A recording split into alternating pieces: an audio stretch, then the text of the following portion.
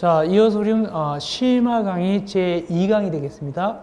심화 강의 제2강은 교재 페이지 21쪽 밑에 2번 건축물이 되겠습니다. 자, 앞에서는 우리가 대지 배웠죠? 대지를 일단은 배웠고 위에다 건물 지어야 되겠죠? 이 건축물입니다. 건축물이란 무엇인가? 용어 조항이 나오죠. 토지에 정착하는 공작물 중, 토지에 정착하는 공작물 중, 정착. 민법 총칙에서 부동산 할 때 여기 정착 그런 말이 나옵니다. 부동산 개념할 때 정착. 여기 똑같이 정착입니다. 공작물 중 지붕과 기둥 또는 벽이 있는 것과 거기 주의할 것은 지붕과 기둥 또는 벽입니다. 지붕 또는이 아닙니다. 지붕과 기둥.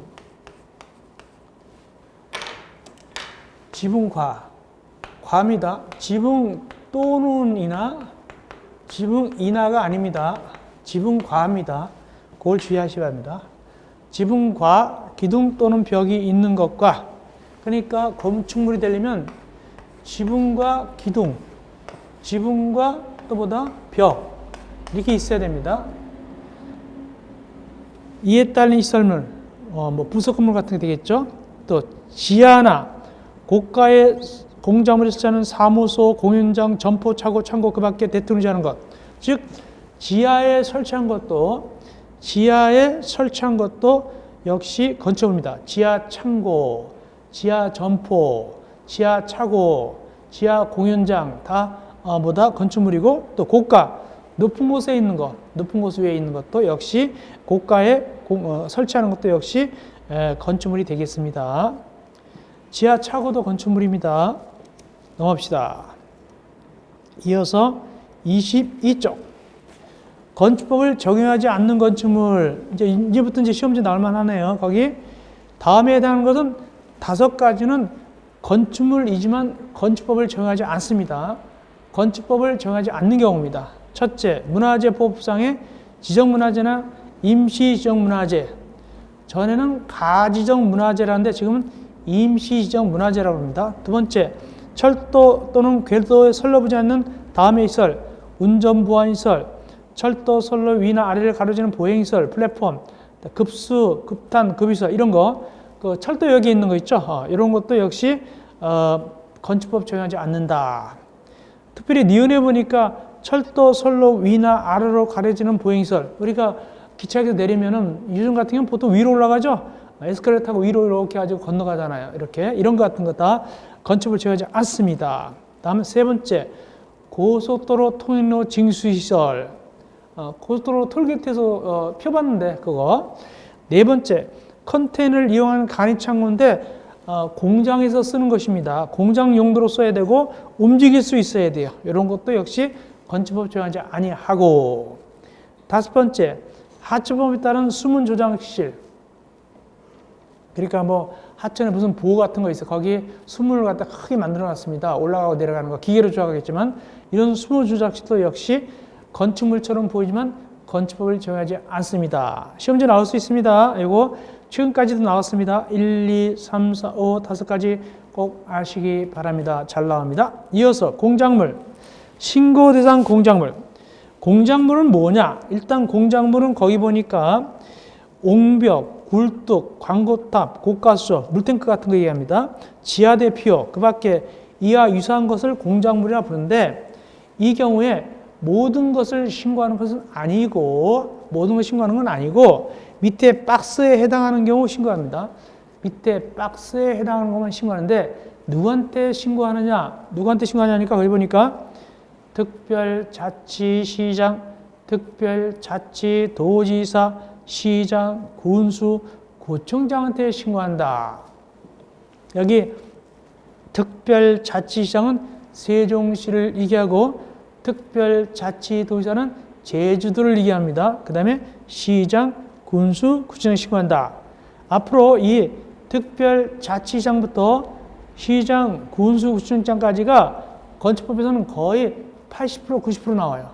거의 행정기관이 나올 때 얘네들이 거의 80%, 90%를 차지합니다. 그래서 강의할 때 부르기를 특별 자시장 해가지고 쭉 부르지 않고 그냥 그분들 그러겠습니다. 그분들. 강의할 때는 편의상 그분들 부르면 그분들 하면 누굴 얘기하는 것이다? 특별자치시장, 특별자치도의사, 시장, 군수군장을 얘기하는 겁니다. 그렇다면 신고상 공작물은 일정 요건에 해당하면 누구한테 신고한다고요? 그분들에게 신고한다. 이렇게 되겠죠. 그분들에게 신고합니다. 다만 실제 시험지에 주관식 나왔을 때 그분들 그러면 안 됩니다. 뭐라고 해야 될까요? 특별자치시장, 특별자치도의사, 시장, 군수청장한테 신고한다. 이렇게 되겠죠. 어쨌든 그분들한테 신고하는 것이 밑에 박스에 되어 있는데 시험지에 나옵니다. 나올 수 있어요. 총 몇 가지까지 있습니까? 1번부터 11번까지 있습니다. 1번부터 11번까지 박스 안에 들어있는데 이제는 시마 강의니까 실제 외우는 걸 같이 해보겠습니다. 기본 강의는 안 했었어요. 자, 실제 외웁니다. 일단은 1번부터 2번, 1번, 2번. 굴뚝, 장치탑, 기념탑, 그 밖에 이거 있죠.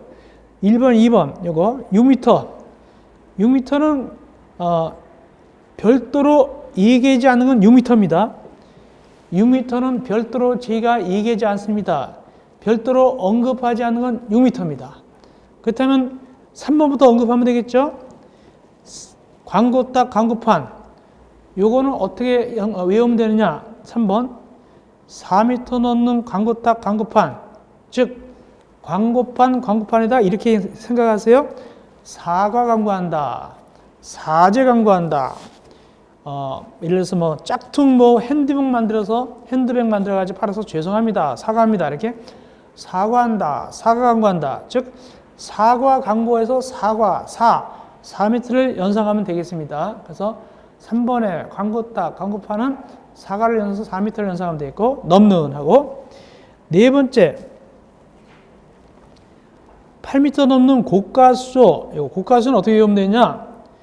이 8m 넘는 게 제일 높습니다. 여기서 8m 넘는 것이 제일 높다. 여기서 8m 넘는 것이 제일 높습니다. 제일 높다를 한자로 높을 고. 그래서 고가수소 이렇게 연상합니다. 고가수소 제일 높구나. 높다. 몇 미터 넘는? 8m 넘는. 됐고요. 이어서 옹벽담장 2m 넘는이죠. 옹벽담장. 옹벽담장은 도둑놈이 옹벽 타고 담장 넘어간다. 도둑놈이 옹벽 타고 담장 넘는데 그 도둑놈 키가 굉장히 커요. 몇 미터 넘는 놈이니까 2m 넘는 놈이다. 그래서 옹벽 담장은 도둑놈을 연상하고 도둑놈이 키가 크다. 몇 미터 넘는? 2m 넘는. 그래서 2m 넘는 놈입니다. 됐고, 다음 지하대표. 지하대표는 어떻게 연상하냐면은 지하대표로 대피할 때는 뛰어갈까요? 걸어갈까요? 기어갈까요? 열심히 뛰어갑니다. 열심히 도망갑니다. 뛰어가는데 어떻게 뛰어가느냐? 중국 무술에 36개가 있습니다. 36개. 36개로 주랭랑을 친다. 36개인데 36개를 기억하세요. 뛰어갈 때 36. 근데 왜 30이냐? 36개로 뛰어갔는데 정신없이 뛰다 보니 6을 빠뜨렸어요. 그래서 30입니다. 30로 도착했다. 그래서 지하대표는 36개만 생각해도 돼요. 36. 그래서 36을 빠뜨리고 30. 이렇게 외우면 되겠고. 7번. 6m죠? 이건 언급하지 않습니다. 언급하지 않는 건 다 6m입니다. 그 다음에 8번.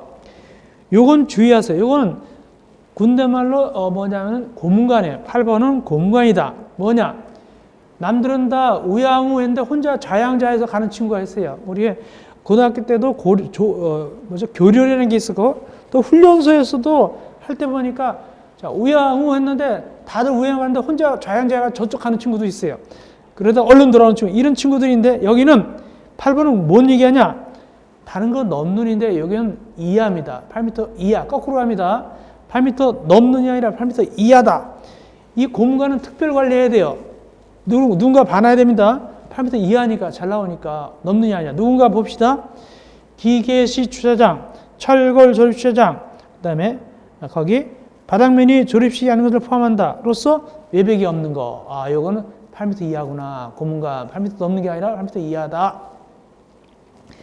그 다음에 9번은 예, 그냥 읽어보시면 됐고 10번도 읽어보면 됐고 11번 11번은 5m 넘는이죠. 근데 신에너지 해가지고 가보니 맨 끝에 보니까 태양 에너지를 이용하는 발전소비 이와 비슷한 거 나오죠. 이건 이렇게 외우면 됩니다. 태양 5m 좀 유치하지만 오 나의 태양 태양 에너지 오 나의 태양 오 솔레미오 오 나의 태양 오 태양 5m입니다. 태양 에너지 5m입니다. 이렇게 외우면 되겠네요. 그 대신 별도 언급하지 않은 건 1번, 2번, 7번은 뭐고요? 다 6m입니다. 제가 굳이 얘기하자는 건 다 6m다. 이렇게 하면 외우면 돼요. 다시 한번 해보겠습니다. 1번, 2번, 7번은 별도 얘기하지 않습니다. 6m 넘습니다. 3번은 광고 딱 한 거면 4제 광고, 4광고 4m 넘는. 그 다음에 4번은 고가수 제일 높다. 높을 고 8m 넘는. 제일 높은 게 8m니까 고가수 높을 고 8m 넘는. 그 다음에 5번은 옹벽 담장 도둑놈이 옹벽 타고 담장 넘어가는데 키가 굉장히 크더라. 몇 미터 넘더라? 2m 넘는. 그 다음에 6번 지하 대표 36개로 주행량 치는데 정신없이 가다 보면 6은 빠뜨리고 30제곱미터. 7번은 뭐 6m니까 별도로 얘기하지 않고 8번 요건 고문관이다. 다른 건 다 넘는데 요건 이하다. 거꾸로 간다. 8m 이하다. 특별 관리하자. 누구냐?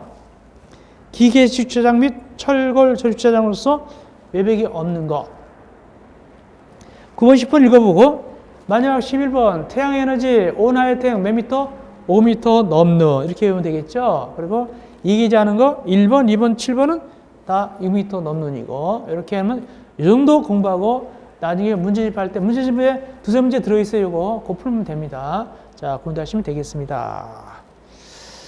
자, 그 다음에 옆에 가서 신고 절차 올라가서 위 신고 대상에 대해서는 축조 신고서하고 설계 도서를 갖다가 누구한테 제출한다? 그분들에게 제출해야 된다. 그리고 그분들은 이걸 축조 신고 받으면 공작물 관리대장을 갖다가 작성하고 관리한다. 누가 관리한다? 그분들이 관리하네요. 네 번째, 건축 설비. 이제 읽어보세요. 여러 가지 있죠. 전기, 전화 설비, 초고속 정보통신 설비, 진위형 홈네트워크 설비 등등등 했고 또 거기 보니까 승강기도 건축 설비고 피레침도 건축 설비고 국회 계양대도 건축 설비네. 공동시청 안테나, 유선방송 이런 등등이 바로 뭐다? 건축 설비가 되어 있고 이건 나중에 또 뒤에서 따로 배우게 됩니다. 그런데 보시면 됩니다. 이어서 공사 적용 대상이 먼저 건축 중요하죠. 우리가 건축법 배우니까 당연히 건축이 중요한 것이죠. 건축이란 무엇인가?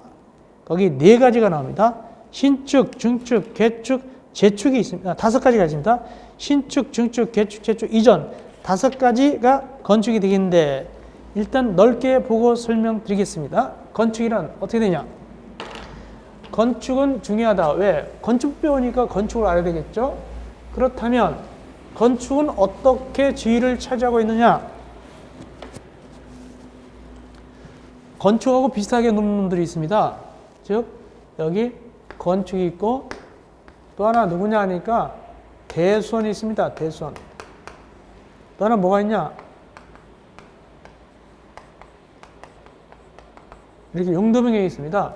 그래서 건축, 대수선, 용도 변경이 있습니다. 건축, 대수선, 용도 변경이 있다. 근데 주의할 것은 건축 개념 속에 대선이 들어가는 것이 아니라 대선은 따로 다릅니다. 용도 변경도 따로 다릅니다. 대선이나 용도 변경은 건축에 들어가는 것이 아니라 따로 있는 것이다. 포함되는 게 아니다. 별도다. 건축 별도, 대선 별도, 용도 변경 별도 이렇게 아셔야 됩니다. 그러면 건축은 뭐가 있는데 5가지가 있다. 제일 먼저 뭔데? 신축, 증축, 개축, 재축, 그 다음에 이전이 있다. 이전. 자, 먼저 신축부터 보자. 시험지 잘 나옵니다. 신축. 신축이란 나대지에다가 건물을 짓는 거. 이렇게 건물 지으면 이것이 부속 건물이든 주된 건물이든 다 뭐다? 신축이 됩니다. 그런데 이것도 신축이다. 여기 부속 건물이 있었어요. 창고나 주차장 같은 게 있었어요. 주차하는데, 주차시가 있었는데, 그런데 진짜 건물을 여기다 짓는 거예요. 주된 건물 갖다가. 요건 신축입니다.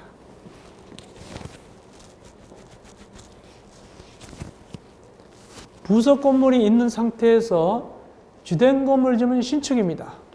그런데 증축은 주된 건물이 이미 있었는데 부속 건물을 하나 짓는 거예요. 부속 건물을. 이건 증축입니다. 그래서 이 그림과 이 그림이 같지 않죠? 다르죠? 부속 건물이 있는 상태에서 주된 건물 지면 신축이지만 주된 건물이 있는 상태에서 부속 건물 지면 증축이 되는 겁니다. 주의하시기 바랍니다. 자, 그 다음에 또 증축이 있다. 같은 대지 안에서 A동 건물이 있었는데 이 회사가 돈을 많이 벌어가지고 B동 건물을 신관을 새로 짓는다. 이것도 증축입니다. 신관을 새로 짓는 거, 이것도 증축이고, 또 가장 전형적인 증축이 뭐냐? 이건 그림만 보면 됩니다. 이게 바로 전형적인 증축입니다. 설명이 필요 없죠? 증축합니다. 근데 이것도 증축이다. 뭐냐? 몇 층짜리 건물입니까? 3층짜리 건물이다. 근데 건축주가 이렇게 딱 막아버렸어요. 졸지에 몇 층으로 변했습니까? 4층 변했죠. 즉, 층수도 늘어났죠. 층수도 늘어나고, 층수 늘어나니까 여기 바닥면적 늘어났죠. 바닥면적 늘어나면 또 뭐다? 연면적 늘어나죠. 연면적 늘어나면 뭐가 늘어나죠? 용적률 늘어나죠. 이렇게 하면 이것도 뭐다? 내부적으로 층 하나 올린 것도 뭐가 된다? 증축이다. 꼭 바깥이 아니라 이것도 증축입니다. 개축과 재축의 차이점. 개축, 재축은 일단 공통으로 다시 짓습니다. 다시 축조하는데 개축은 인간의 의지에 의해서 철거하고 다시 짓는 거예요. 근데 재축은 자연재해로 눈이나 비가 많이 와가지고 무너져가지고 지진 같은 걸로 자연재해로 멸실되었을 때 다시 짓는 걸 뭐라고 한다? 재축이라고 불러요. 다만 둘 다 조건이 있어요. 종전 범위 내에서 져야 돼요. 종전 범위. 종전 범위 내에서 져야 되지. 만약에 2층짜리가 무너졌으면 다시 2층짜리가 지진 무너졌으면 다시 짓게 되면 뭐가 될까요? 자연재해니까 재축이 되겠죠. 근데 3층을 지어버렸다. 2층짜리가 있었는데 지진 나서 무너졌어요. 3층을 지었어요. 그러면 종전 범위를 갖다가 오버됐죠. 종전 범위 내가 아니라 오버되었다. 오버될 때는 뭐가 되느냐? 이때는 신축으로 합니다. 신축으로 한다. 증축이 아닙니다. 자, 이 부분은 우리 교재 보면서 좀 설명드릴게요. 다시 교재 보겠습니다. 개축 보겠습니다. 개축은 제일 밑에입니다. 23쪽 제일 밑에 괄호 3 개축. 기존 건축물의 전부나 일부를 갖다가 해체하고 그 대지의 종종 규모와 같은 범위에서 다시 짓는 게 바라보다 축조하는 것이 개축입니다. 범위가 오버되면 신축입니다. 근데 일부 해체가 어떤 거 일부 해체를 갖다가 개축으로 보느냐? 괄호 열고 내력벽, 기둥, 보호, 지붕틀 중 셋 이상이 포함된 거. 그러니까 일부를 할 때 내력벽만 하면 안 되고 내력벽, 기둥, 보호, 지붕틀 중에서 셋 이상이 거기 그걸 갖다가 해체할 때. 이래서 내력벽과 기둥만 해체하면 아니고 내력벽, 기둥, 보호 셋은 되겠네. 내력벽, 기둥, 보호를 해체하면 되겠네. 일단 셋 이상이 해체돼야지. 그래야만이 일부 개축이 되고 이걸 갖다가 개축이라 부른다. 근데 종전 범위된다. 범위가 오버되면 뭐가 된다? 신축이 됩니다. 이어서 재축 봅시다. 건축물이 천재지변이나 입사 쪽에 그 밖에 재해로 멸실된 경우 지진 났다, 눈이 많이 왔다, 비가 많이 왔다 이럴 때 다음 요건을 모두 갖추어서 축적하는 걸 뭐라 한다? 재축이라고 부른다. 1번 염자학계는 종종 규모 이하로 해야 된다. 그러니까 눈이 와서 무너졌어요. 지을 때는 다시 지을 때는 옛날에 집이 연면적이 200제곱이었는데 200이었는데 연면적으로 300쯤은 안 됩니다. 연면적기가 종종 이해야 됩니다. 만약에 200이었는데 300짜리 지어버리면 이건 신축이 되는 겁니다. 신축. 오버되면 신축된다 그랬어요. 두 번째, 동충수 높이도 동충수 높이는 약간 융통성이 있습니다. 연면적은 종전 범위를 꼭 지켜야 됩니다. 절대적으로. 그러나 동충수 높이는 약간 융통성이 있다. 보니까 기억. 동충수 높이가 모두 종종 규모 이해야 될 것. 그렇지만 이해가 있습니다. 꼭 규모가 이해야 되겠지만 이해적으로 융통성이 있다. 니은입니다. 동충수 높이 어느 하나가 종종 규모를 초과하는 경우 이 셋 중 하나만 초과돼도 좀 봐줘요. 다만 그 초과되는 것이 해당 동수, 충수 높이가 이 법이라든가 이 영, 건축조례로 모두 적용할 때 법에 저촉되지 않는 한도 내에서 거기 동수나 충수나 높이가 어느 하나가 오버돼도 그냥 재축으로 봐주겠다 하는 겁니다. 그러나 재축에서 무엇을 오버되면 안 된다. 너무나 1번 연면적 합계는 종종 규모 이해해야 됩니다. 연면적 합계는 절대 오버되면 안 됩니다. 이어서 괄호 5번 2전. 요거 2전입니다. 요거 2전 이제 다 왔는데 2전은 주의하세요. 거기 보니까 뭐라 되어 있습니까? 주요 구조부를 건축물의 주요 구조부를 주요 구조부 몇 개 있었죠? 아까 앞에서 바, 지, 보, 내, 주기 6가지가 있었죠? 요거를 해체하지 아니하고 해체하고 아닙니다. 해체하지 아니하고 두 번째 이전한다 그러면 딴 데로 이사가는 걸 생각하면 안 됩니다. 여기서 이전은 건축법상 건축 개념할 때 이전은 이사가는 게 얘기하는 겁니다. 같은 대지 안에서 위치만 옮기는 겁니다. 건물에 주요 구조가 있는 상태에서 같은 대지 안에 위치만 이렇게 옮기는 거 이게 이전입니다. 딴 데 이사하는 게 아닙니다. 주의하세요.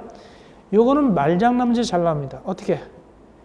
주요 구조를 해체하지 아니하건대 해체하고 이런 식으로 나오고 또 같은 대지인데 다른 대지로 이렇게 속임수 같은 대지입니다. 이렇게 꼭 아시기 바랍니다. 이렇게 모두 몇 가지가 5가지가 뭐다? 건축이다. 시험 문제 잘 나온다. 이제 이어서 뭐가 대기하고 있을까요? 대선이 대기하고 있어요. 대선. 자, 대선 봅시다. 2번 대수선. 2번 대수선. 대선이란 뭐냐? 건축물의 기둥, 보, 내리벽, 주기단 등의 구조나 외부 형태를 아래같이 수선병하거나 증설하는 것으로서 증축, 개축, 재축에 해당하는 것을 말한다. 그러니까 건축은 아니에요. 증축, 개축, 재축 정도로 크게 고치는 건 아니지만 그래도 많이 고치는 겁니다. 건축에 갈 정도는 아니지만 수선을 많이 하는 것이 바로 대선입니다. 아주 많이 하면 건축으로 하는 것이고 증축, 개축, 재축이 있는 것이고 그거보다는 좀 못 미쳐요. 일반 수선보다는 큰 거예요. 그 대신 이걸 대선이라고 부른다. 대선도 시험 문제 되게 잘 나와요. 대선이 되는 경우 총 몇 가지가 있을까요? 모두 8가지가 있다. 대선은 크게 8가지가 있습니다. 자, 요걸 갖다가 이거는 문장을 구조로 봐야 돼요. 심화 강의니까 깊이 있게 다뤄드립니다. 심화 강의니까 깊이 있게 다뤄드리는데 문장 구조를 봐야 된다. 대선 보십시다. 칠판 보겠습니다.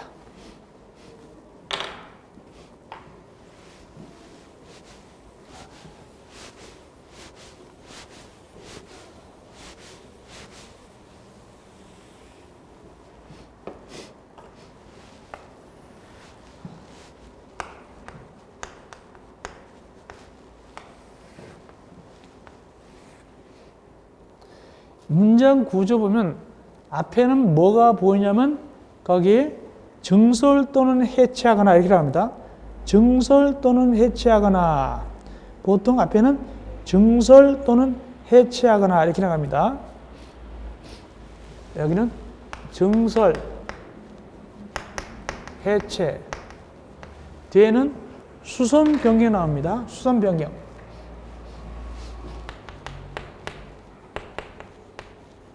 이렇게 나옵니다. 근데 증설 해체에는 여기는 숫자가 없습니다. 증설 해체에는 숫자가 없습니다. 반면에 수선 변경은 숫자가 나옵니다. 즉 동그라미 1번, 2번, 3번, 4번하고 그 다음에 동그라미 8번 이렇게 하면 숫자가 보입니다. 1번, 2번, 3번, 4번 그 다음에 8번의 숫자 있습니다. 증설해체는 숫자가 없습니다. 수선변경 숫자 나옵니다. 동그라미 1번은 30제곱미터 이상 그 다음에 3개, 3개, 3개 그 다음에 여기도 8번도 30제곱미터 이상 이렇게 숫자가 보입니다. 이것이 특색이에요. 증설해체는 숫자가 없다. 수선변경 숫자가 있다. 자 이렇게 해놓고 하나하나 설명드려 보겠습니다. 1번 보겠습니다. 1번 내력벽을 증설해체하거나 그 벽면적을 30제곱미터 이상 수선변경하는 거 주의하세요. 여기 30제곱미터가 그냥 벽이 아니에요. 그냥 벽이 아니라 그 벽면적이 그는 뭐냐? 그는 내력벽을 얘기하는 거예요. 그래서 내력벽을 얘기한다. 내력벽 벽면적을 30제곱미터 이상이지 그냥 벽이 아닙니다. 주의하세요. 내력벽 벽면적. 왜? 그 벽면적이니까. 그래서 이 수선변경이니까 뒤에만 30이 나오죠. 이 1번이 시험지 제일 많이 나왔어요. 2번 기둥이죠. 기둥도 증설해체는 숫자 없죠. 뒤에는 3개 들어있죠. 수선변경은 3개 들어있죠. 이건 어떤 의미냐? 설명드려 보겠습니다. 만약에 대답해 보시기 바랍니다. 동그라미 2번 기둥입니다. 기둥을 4개 손했습니다. 기둥을 4개 손하면 대손일까요? 아닐까요? 대손입니다. 기둥을 2개 변경했습니다. 기둥을 2개 변경하면 대손일까요? 아닐까요? 대손 아닙니다. 여기까지는 잘 알겠죠? 3개 이상 돼야 되니까. 근데 앞에 기둥을 1개 증설했습니다. 기둥을 2개 해체했습니다. 기둥을 1개 증설했습니다. 기둥을 2개 해체했습니다. 대손일까요? 아닐까요? 대수선입니다. 숫자가 필요 없습니다. 증설 해체하기만 하면 대손이 되는 거예요. 그렇게 꼭 아셔야 됩니다. 동그라미 1번으로 적용해서 하겠습니다. 동그라미 1번으로 대입해서 해보겠습니다. 내력벽 표면적을 40제곱미터 변경했습니다. 내력벽 표면적을 40제곱미터 변경했다. 대손이다 아니다? 대손입니다. 내력벽 표면적을 20제곱미터 수선했습니다. 대손이다 아니다? 아닙니다. 내력벽 표면적을 20제곱미터 증설했습니다. 내력벽 표면적을 20제곱미터 증설했습니다. 대손입니다. 증설해체는 숫자를 따지지 않고 대손이 되는 겁니다. 그렇게 꼭 기억하세요. 예. 그 다음에 또 좀 볼 게 뭐냐면 거기 동그라미 7번입니다.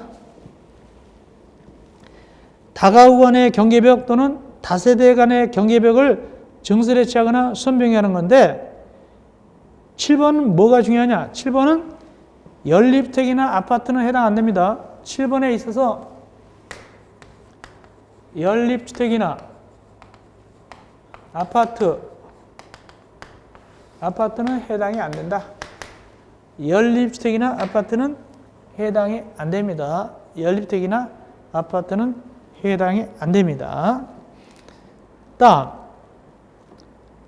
또 거기 8번 건축물의 외벽에 사용되는 마감 재료를 증설했죠. 건축물의 외벽입니다. 8번에 있어서 건축물이 뭐다? 8번이 외벽입니다. 외벽. 건축물의 외벽입니다. 외벽. 외벽인데 시험지가 나오기를 내부라고 나온지 내부가 아니죠. 외벽입니다. 이것도 시험지에 나온 적 있습니다. 내부가 아닙니다. 외벽에. 그리고 면적 얼마입니까? 30m 이상이죠. 수선 변경. 그렇게 됩니다. 자, 대선은 이 정도 알면 여러분들이 충분히 풀 수 있고 나중에 문제 풀이할 때 문제가 서너 문제 들어있기 때문에 그때 또 풀어드리면 되겠습니다. 이어서 이제 뭐가 등장하고 있죠? 나머지 뭐가 있죠? 용도 변경이죠. 용도 변경. 밑에 24쪽 밑에 3번 용도 변경입니다. 첫째, 주관식으로 나온 적이 있습니다. 뭐라고? 봅시다. 24쪽 밑에. 건축물의 종류를 유사한 구조, 이용 목적, 형태별로 묶고 분리한 것을 뭐라고 그러는가? 건축물의 용도 혹은 용도 이렇게 주관식 나왔습니다. 건축물의 종류를 유사한 구조, 이용 목적, 형태별로 묶어 분리한 걸 뭐라고 그러냐? 용도 또는 건축물의 용도 이렇게 시험제 주관식 나온 적 있고, 그러면 이 용도를 어떻게 나누느냐? 25쪽 옆에 용도를 25쪽 옆에 보니까 별표 25, 26, 27, 28 해가지고 쭉 가서 30 몇 쪽까지? 32쪽 위에까지. 32쪽 위에까지. 사실상 31쪽으로 끝나죠. 31쪽까지 총 몇 개 용도로 나눠집니까? 31쪽까지 29개 용도로 나눠집니다. 29개. 용도는 모두 29개다. 제일 마지막에 들어간 건 뭡니까? 31쪽 보니까 아마 야영장일 거예요. 야영장일 겁니다. 아마 31쪽 보니까 야영장이죠. 이 야영장이 유행하죠. 야영장이 유행한 지가 몇 년 안 돼요. 야영장에 들어간 거예요. 그래서 야영장이. 캠핑 다니는 거, 캠핑카 해가지고, 야영장. 야영장까지 합쳐서 29개 용도인데, 심화 강의니까 좀 깊이 있게 설명 드려봅니다. 자, 일단은 25쪽에 1번 단독택 보겠습니다. 1번 단독택 25쪽 심화 강의가 좀 자세히 봅시다. 단독택.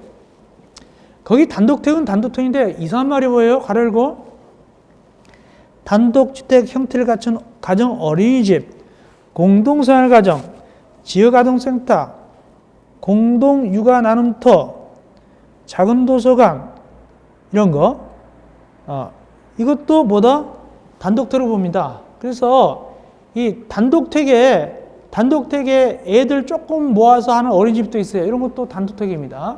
근데 이 단독택에다가 애들 조금 모아서 생활하는 데도 있고 또 장애인들 모아서 이렇게 하는 데도 있어요. 조그맣게 규모. 그것도 다 단독택인데 또 공동택도 마찬가지입니다. 2번, 제일 밑에 25점 밑에 2번. 공동택도 역시 가정 어린이집이 있습니다. 아파트 같은 데도 조그맣게 애들 봐준 데가 있어요. 가정 어린이집. 그건 공동택으로 봐야 돼요. 또 지역 아동센터 뭐 이런 등등. 그런데 그건 주변 얘기고 실질적으로는 단독택이 몇 가지가 있다 보니까 이런 거를 갖다가 일단은 그거 있긴 있지만 이런 건 주요 사항이 아니고 몇 가지가 단독택이냐? 좁은 의미의 단독택 가, 넓은 의미의 단독택은 가, 좁은 의미의 단독택하고 나, 다중주택 다, 다가구택 라, 공간 네 가지가 있습니다. 다중주택은 학생, 직장인이 장기간 거주하는데 특별히 독립된 주거 형태가 없어요. 즉, 주의할 것은 욕실, 화장실이 있어요. 근데 싱크대는 없습니다. 취사시설은 설치하지 않는 것을 본다. 취사시설은 없어야 돼요. 취사시설은 설치하지 아니합니다. 싱크대 같은 거 없어야 돼요. 그럼 어떻게 하냐? 공동 취사나 또는 또 휴게실도 마찬가지예요. 휴게나 공동 휴게실 가는 것이 집집마다 싱크대 있는 건 아니다. 방마다 싱크대 있는 건 아닙니다. 다중주택은. 그리고 일개동 주택으로 쓰는 받음잡기가 330평 이하, 100평 이하고 층수는 몇 층 이하다? 3개층 이하 된다. 요즘은 다중주택이 많아요. 다중주택은 주차 같은 게 좀 완화가 되니까 그 호실도 많이 만들 수 있죠. 왜? 싱크대가 안 들어가니까. 취사시설 안 하니까. 이어서 다가구. 다가구는 이제 온전하게 다 독립적으로 주거 생활하는 거니까 취사시설도 하고 휴게도 하고 뭐 목욕탕도 있고 다 있는 거예요. 다가구는 그야말로 보통 생활하는 집입니다. 근데 공동택은 아니죠. 여러 집이 살지만 공동택이 아니죠. 소유권은 하나죠. 단독택이죠. 이게 만약에 6집이 산다. 이게 다가구면은 다가구 주택이면 6집이 살면 주인이 하나예요. 주인이 한 명입니다. 보통. 한 명이고 6집이 사는 것 뿐이에요.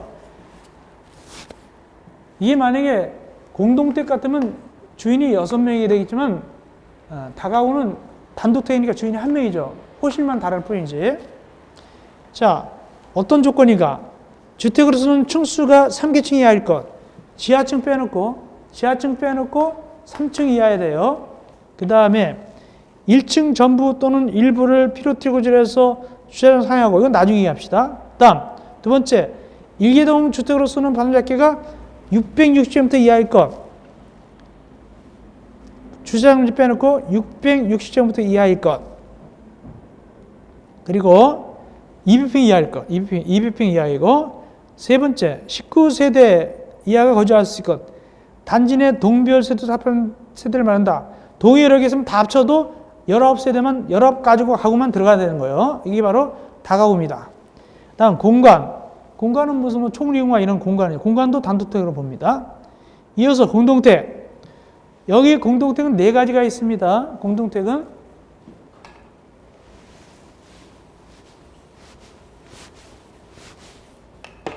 뭐냐면 아파트,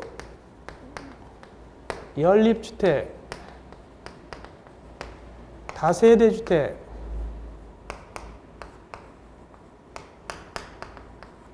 그 다음에 기숙사, 이렇게 4가지가 건축법상 공동택인데, 다만 주택법 가면 기숙사는 빠집니다. 주택법에서는 기숙사가 빠지고 3개만 공동택입니다. 주택법은 3개만이고 건축법은 4가지다. 자, 그럼 아파트 봅시다. 아파트는 주택으로 층수가 5계층 이상입니다. 7층짜리 건물이라고 해서 무조건 아파트 되는 게 아닙니다. 만약에 7층짜리 건물인데 여기 3계층은 상가 쓰고 4계층이 주택 쓴다. 그러면 이건 아파트 아닙니다. 주택으로 순수하게 쓴 층이 5계층 이상일 때 아파트입니다. 그래서 층수로 하는 것이 아니라 실제 쓰는 계층수를 얘기하는 겁니다. 두 번째, 연립은 4계층 이하인데 그 받음작계가 1계동 받음작계가 660 초과입니다. 초과. 그래서 연립과 다세대는 어떻게 구분하느냐?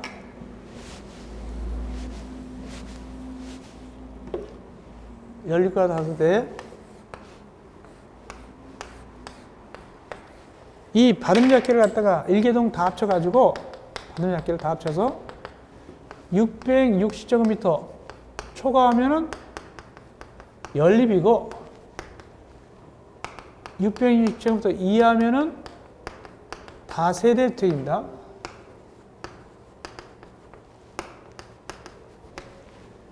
왜 660이냐? 한 평은 3.3제곱미터, 한 평은 얼마? 3.3제곱미터이므로 200평. 그래서 660 초과면은 연립, 합친 것이 이하는 다세대가 되겠습니다. 그럼 몇 계층 이하고 둘 다 4계층 이하는 공통입니다. 이게 바로 5계층부터는 아파트니까. 근데 다만 거기 연립과 다세대 보면 괄호가 나옵니다. 괄호 얘기는 뭔 얘기냐? 이런 겁니다. 여기 있고 여기 A동이 있고 B동이 있는데 연립하고 다세대 괄호가 나옵니다. 괄호 내용이 나옵니다. 그럼 뭔 소리냐? A가 만약에 여기 500제곱미터다. 받으면 작게 여기도 500제곱미터다. 그러면 A동은 뭐죠? 660제곱미터 이하니까 뭐가 되겠어요? 공동택이라면 다세대가 되겠죠. 다세대고 여기 500제곱미터 여기도 뭐죠? 다세대가 되겠죠. 다세대고 왜? 660제곱미터 이하니까 초과. 그런데 공교롭게도 여기 주차장을 공동으로 쓴대요. 지하주차장을 공동으로 이렇게 지하주차장을 써요. 여기다가 해가지고 여기다가 차를 대는 거에다가 공동으로 이렇게 지하주차장이 있어요. 이럴 때 그러면 공동으로 지하주차장 쓴다 그래서 이걸 합치면 얼마죠? 1000이 되죠. 1000이 되면은 620제곱미터 초과니까 연립이 될 거 아닙니까? 그러면 어떻게 할 것이냐? 공동으로 이렇게 주차장 공동 쓰면은 이걸 갖다가 합쳐서 계산할 것인가? 그래도 따로따로 계산할 것인가? 거기 바로 내용 보면은 뭐라 돼 있다? 따로따로 계산합니다. 그냥 그대로 다세대, 다세대다. 이걸 지하철 공동 쓴다고 해서 합치는 건 아니다. 따로따로 본다. 다세대, 다세대가 되겠습니다. 자, 그 다음에 하나 이제 어려운 얘기 하나 더 합니다. 뭘 얘기하느냐? 피로티 구조. 피로티 구조. 거기 피로티 얘기가 나오는데, 피로티는 어디 얘기 나오냐면은, 여기, 아파트, 연립, 다세대, 그 다음에 또 다가구, 여기 다가구, 단독택인 다가구. 근데 이렇게 됩니다. 두 부류가 나눠집니다. 여기 다가구 주택, 다가구 주택. 뭐죠? 이거는 단독택이죠. 그 다음에 다세대 주택. 다세대 주택은 공동이죠. 공동, 단독. 그리고 여기 공동택 중에서 연립하고 아파트, 연립하고 아파트, 공동택 중에서 연립하고 아파트, 다가구, 단독, 다세대, 공동에 있어서 피로티 구조일 때 층수 빼주는 겁니다. 다가구나 다세대는 이 피로티 구조잖아요. 피로티 구조인데 일부만 피로티 해도 괜찮아요.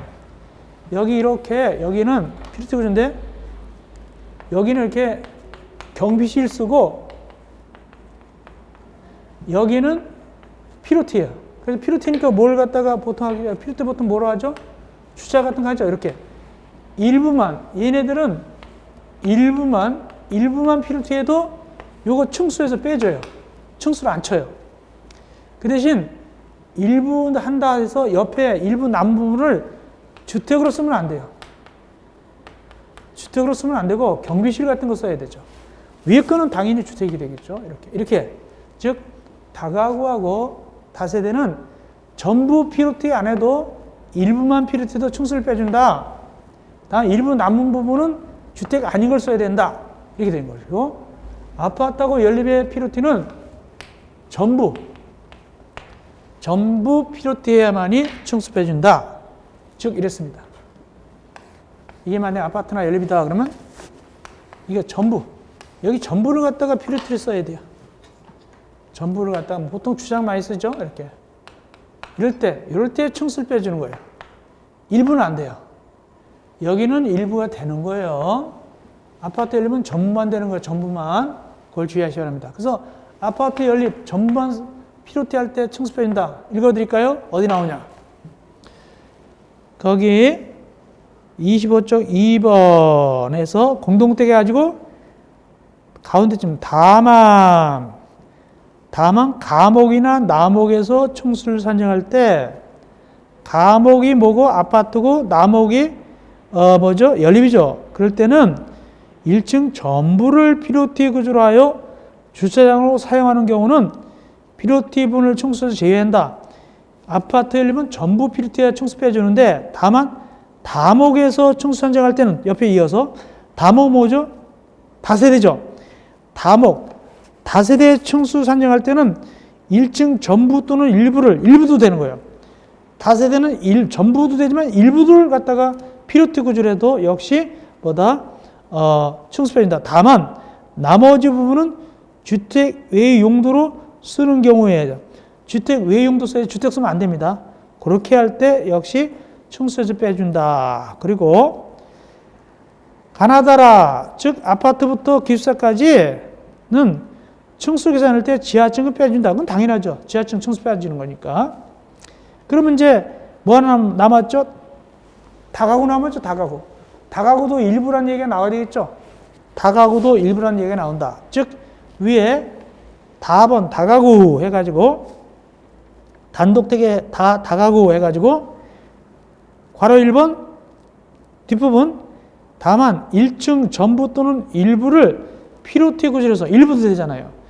피로티 구조에서 주차장으로 사용하고 나머지 부분을 주택으로 쓰면 안 되고 주택 외용도로 쓸 때 그때 층수에서 빼준다. 이런 얘기 나오죠. 그거. 예. 좀 어려운 얘기까지 다 해드렸습니다. 왜? 심화가 아니니까 어려운 얘기까지 했습니다. 결론 얘기합니다. 쉽게 얘기하면 다가가고 다세대는 일부만 피로티해도 층수 빼주고 연립과 아파트는 전부를 필요해야 그 층수를 빼줍니다. 1층 빼줍니다. 그것이 되겠습니다.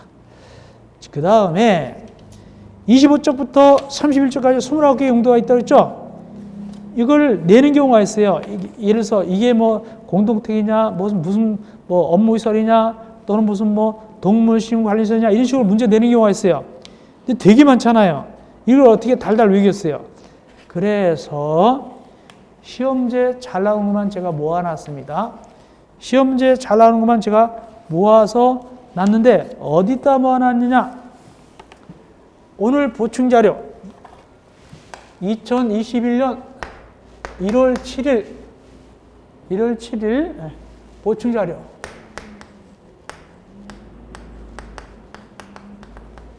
봅시다. 인터넷 강의 들으신 분들은 거기 게시판 같은 데나 보충자료실에 올라가 있을 거예요. 보면은 이렇게 돼 있죠. 주택관리관계업계 보충자료 2021년 1월 7일 해놓고 페이지 25 관련, 페이지 25쪽, 즉 용도 관련이죠. 용도 분류 해가지고 거기 총 몇 가지 시험지 잘 나오는 걸 넣어놨느냐? 16가지. 동그라미 1번부터 동그라미 16번까지 16가지 넣어놨어요. 이 정도는 아셔야 돼요. 이 정도는. 그래서 1번부터 16번까지 잘 나오는 걸 모아놨습니다. 이래서 1번, 기숙사는 공동택이고 다중주택과 다가구택은 단독택이다. 중요한 건 다 넣는 거예요. 또 2번, 받으면 잡기가 500조 미만인 다중생활시설은 2종 근린생활시설이고 500조 이상인 다중생활시설은 숙박시설이다. 이거 중요한데 2번 설명드릴게요. 여기 다중생활시설 나오죠? 다중생활시설은 누구냐? 옛날 말로 얘기하면 고시원입니다. 고시원. 종전에는 고시원이라고 불렀는데 지금은 다중생활시설인데 받으면 잡기가 500제곱미터 미만인 경우는 2종 근생에 속하고 500제곱미터 이상일 때는 숙박시설에 속합니다. 그런 식으로 해서 우리 16가지를 갖다가 넣어놨습니다. 잘 나온 걸. 이 16가지를 여러분들이 꼭 숙지하시기 바랍니다. 꼭 봐놓으시고 나중에 문제풀이 할 때 또 두세 문제, 서너 문제가 나와요. 요걸 갖다가 응용해서 푸시면 됩니다. 그래서 물론 여기 25쪽부터 31쪽까지 다 달달달 외웠으면 좋겠지만은 가성비가 안 돼요. 예. 맨날 나오는 건 아니잖아요. 가끔 어쩌다 6년마다 한 번씩 나오는데 그렇다고 이걸 다 올릴 수도 없는 것이고 그래서 요 16가지 있죠? 요걸로 외운 것이 차라리 가성비에 좋겠다. 효율성이 있으면 요것이 낫습니다. 그래서 16가지 올려놨으니까 1월 7일자 보충자료 올려놨으니까 요걸 갖다가 그래서 요건 꼭 아셔야 되거든요. 요것도 안 하려고 그러면 안 됩니다. 그거 꼭 아시기 바랍니다. 그렇다면 이제 우리는 어디까지 했다 보냐면은 31쪽까지 했고 32쪽 위에 괄호 2번 시설군의 분류 즉 32쪽 괄호 2번 시설군의 분류 용도를 갖다가 분류를 해놨어요. 시설군에 따라서 그걸 우리가 제3강에서 공부하면 되겠습니다. 용도에 있어서 시설군 분류 32쪽 이거 우리가 3강에서 만나 뵙겠습니다. 여러분 고생했습니다. 3강에서 만나 뵙겠습니다.